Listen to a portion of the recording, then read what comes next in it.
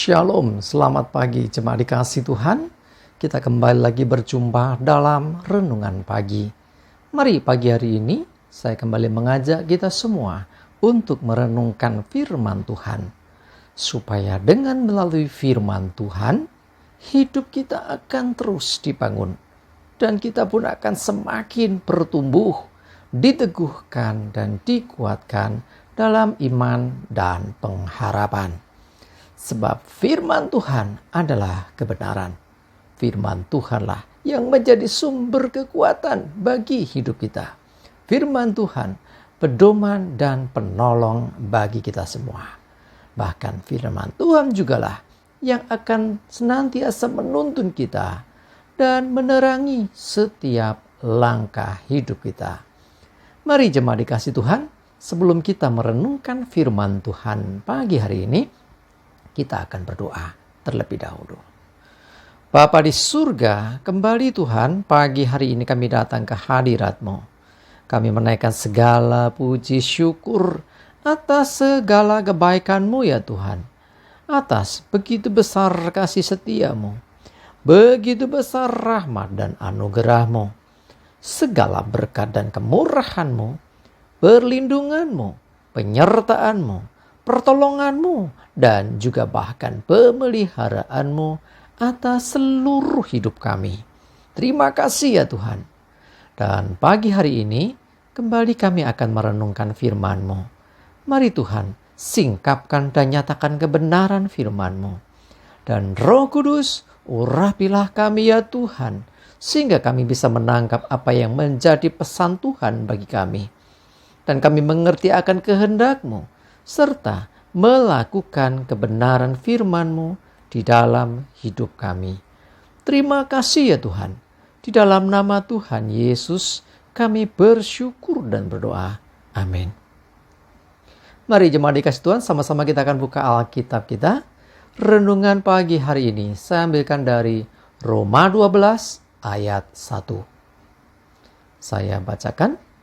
Karena itu, saudara-saudara, demi kemurahan Allah, aku menasehatkan kamu supaya kamu mempersembahkan tubuhmu sebagai persembahan yang hidup, yang kudus dan yang berkenan kepada Allah. Itu adalah ibadahmu yang sejati.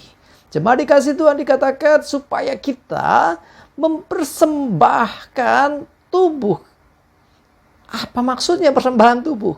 Ya, tubuh ini kan yang hidup di dunia, itu kan tubuh kita kan. Artinya selama di dunia ini, ya kita punya tubuh. Nanti kalau sudah meninggal, sudah mati kan kita meninggalkan tubuh ini, ya, badan kita ini, dan kita akan terima tubuh kemuliaan. Lain lagi ya. Jadi tubuh jasmani ini Tuhan ingin dipersembahkan. Kenapa? Karena selama di dunia ini punya peranan penting tubuh kita. Ya, jadi Tuhan ingin supaya kita mempersembahkan tubuh kita sebagai persembahan yang hidup. Nah, artinya kalau dipersembahkan kepada Tuhan, Tuhan yang pegang kendali.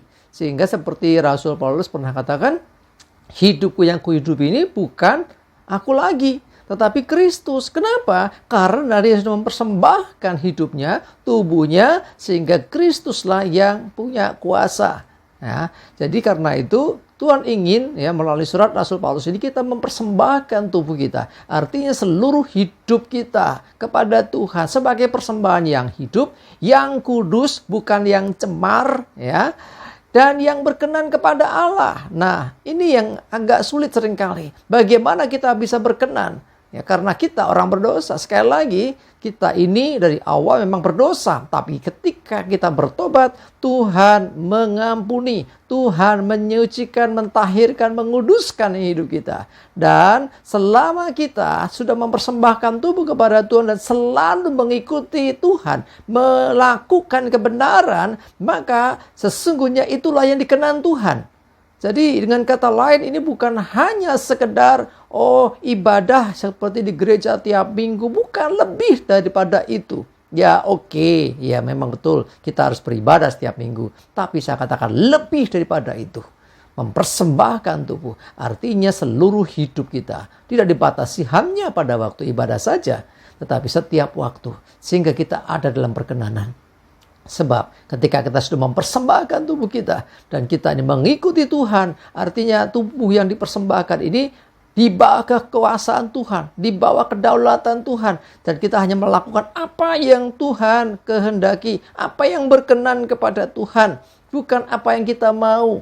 Ya, bahkan dalam doa-doa kita tentu berbeda. Kalau dulu doanya Tuhan berkati aku, Tuhan berkati aku. Ketika kita sudah di dalam Tuhan, sudah mempersembahkan tubuh, doanya akan berbeda. Tuhan berkati mereka, Tuhan berkati bangsaku, Tuhan berkati negeriku. Ya, bukan lagi fokus kepada diri sendiri.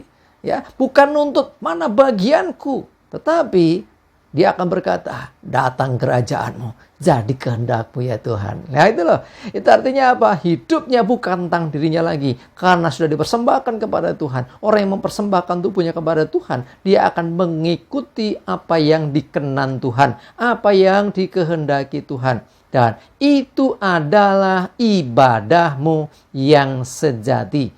Jadi ibadah sejati bukan hanya rutinitas, bukan hanya upacara-upacara keagamaan. Ibadah yang sejati adalah ketika kita mempersembahkan tubuh kita kepada Tuhan untuk dipakai bagi kemuliaan Tuhan.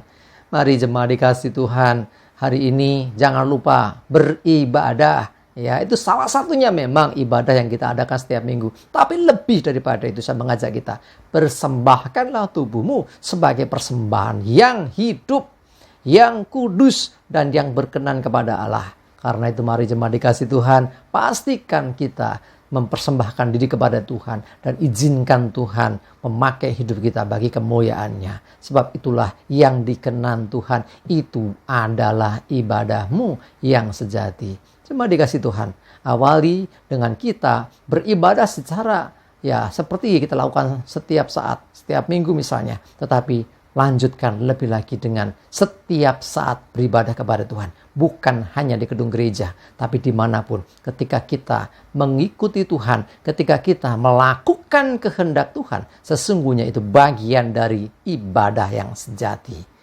Amin. Mari kita berdoa.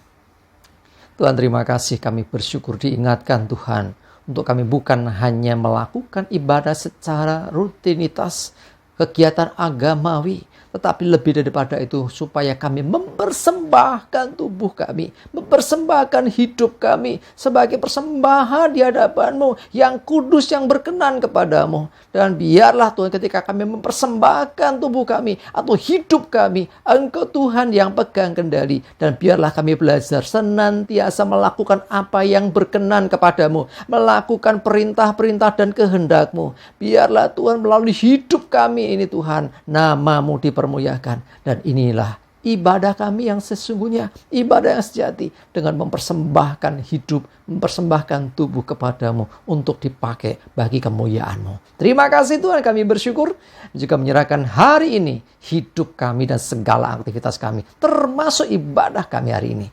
Mohon pimpinan penyertaan-Mu Tuhan, jauhkan celaka mara bahaya, damai sejahtera dan berkat Tuhan atas kami semua. Dalam nama Tuhan Yesus kami bersyukur dan berdoa. Amin. Mari jemaat dikasih Tuhan, semangat terus, maju terus dalam iman dan pengharapan. Jangan lupa ibadah. Tuhan Yesus memberkati kita semua. Amin.